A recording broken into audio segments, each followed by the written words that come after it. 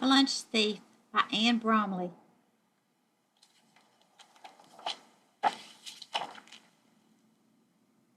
The Lunch Thief.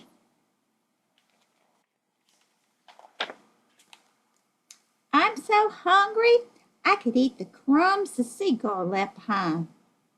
They fly in from the coast every day to clean up the schoolyard after lunch. Mama usually packs me 2 burritos, a bag of corn chips, a carrot, and an apple. Once a week she puts in a slice of her famous lemon pound cake.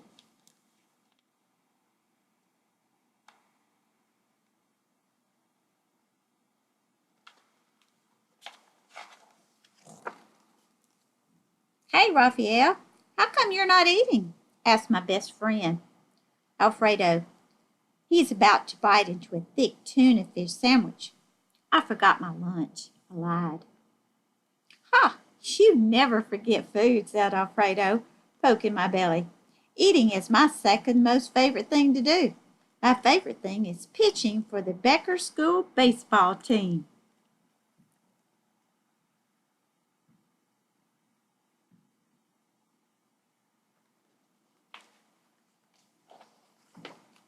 Truth is, Kevin Kopak, the new kid, stole my lunch. He took it during geography class when we were away from our desk. We were spread out on the floor, drawing maps of the 7 continents on butcher paper. I saw him out of the corner of my eye when he pulled my lunch bag from underneath my desk, then stuffed it into his backpack. When the lunch bell rang, he ran out of the room like greased lightning.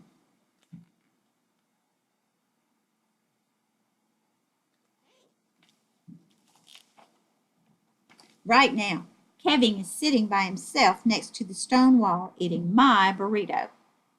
I should report him, but he'll figure out who did it and he'll probably pick a fight after school.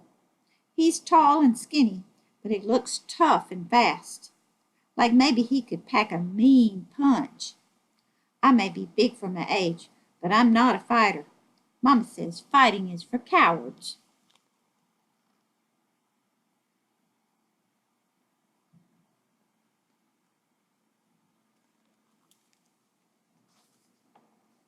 When we're back in class after lunch, Kevin sits beside me. He pokes me in the back. Hey, doughboy, you got any candy in your backpack? Cut it out, I hiss. What's your name anyway? Kevin asked. Raphael. Raphael Munso. That's a funny name. No funnier than yours. I'll give you a quarter for some candy. He reaches into his pocket. Is that all you got? For now, he says in a whisper, his straggly hair almost covering his eyes. I don't have any candy, and I don't have any food because somebody stole my lunch.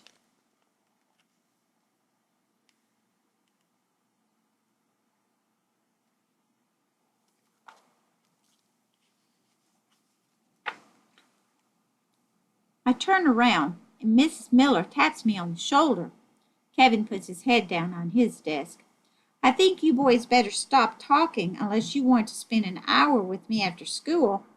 Mrs. Miller writes our names on the whiteboard. First warning.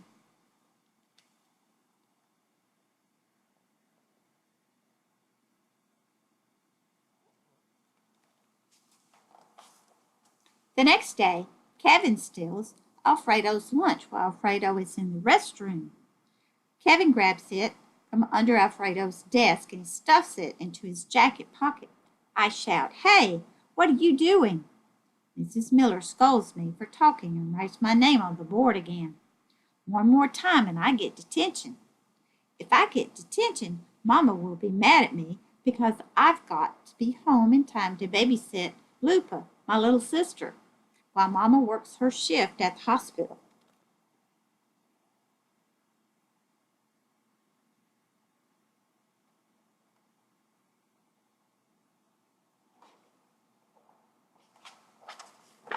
Alfredo and I look for Kevin along the stone wall, but he's not there. He's nowhere in the yard. When the bell rings after lunch, he runs out of the media center. He probably figured he'd be safe munching on Alfredo's luncheon there.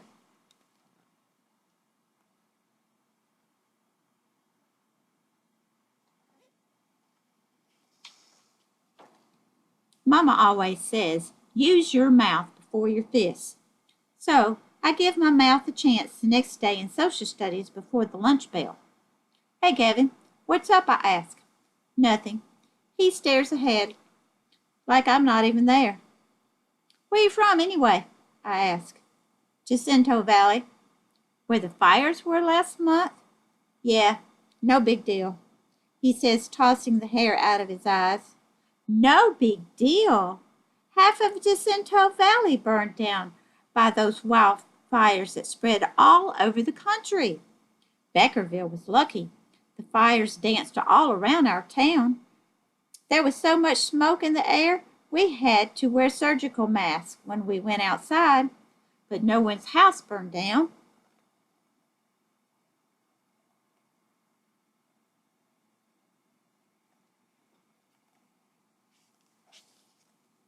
Kevin doesn't want to talk about the fires.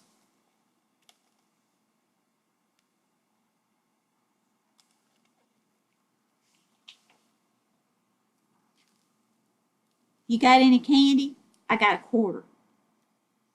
He's biting his nails. We're not allowed to eat candy before lunch, I say. I want to tell him to keep his mitts off my lunch bag, which is hidden deep down in my backpack, squished burritos and all. But I don't. A little voice tells me to shut up. Mama says it's a good idea to listen to that voice. And once in a while I do. When the bell rings, Kevin bolts out of the classroom like a scared pony, and I hear Karen Olmsted scream, "Somebody stole my lunch!"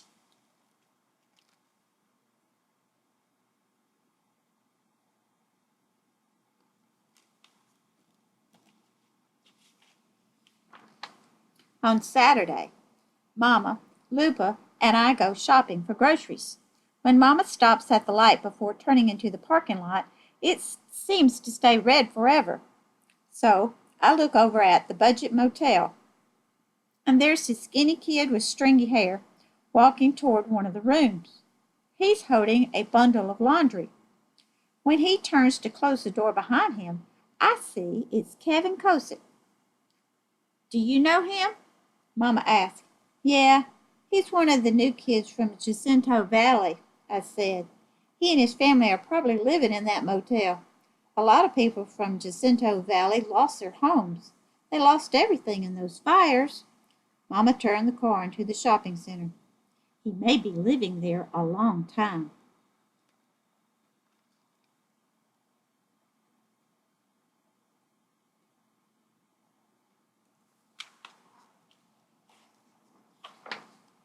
I think about my lunch. Every day, Mama makes me 2 burritos. My baseball coach says I should lose some weight. Maybe I don't need 2 burritos.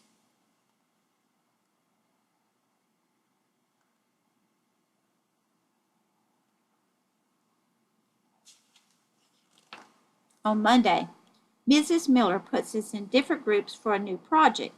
Kevin Cosett is in my group. Before we start talking about who's going to do what, I ask him if he'd like to hang out with Alfredo and me at lunch. Sure, he says. Do you like burritos? I ask, handing him a full lunch bag, including a slice of lemon pound cake. He shakes the hair out of his eyes, then smiles a little. Yeah, I do. Thanks.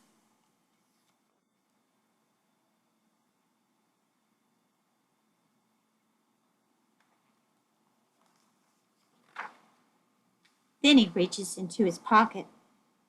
He pulls out a quarter. I just smile back.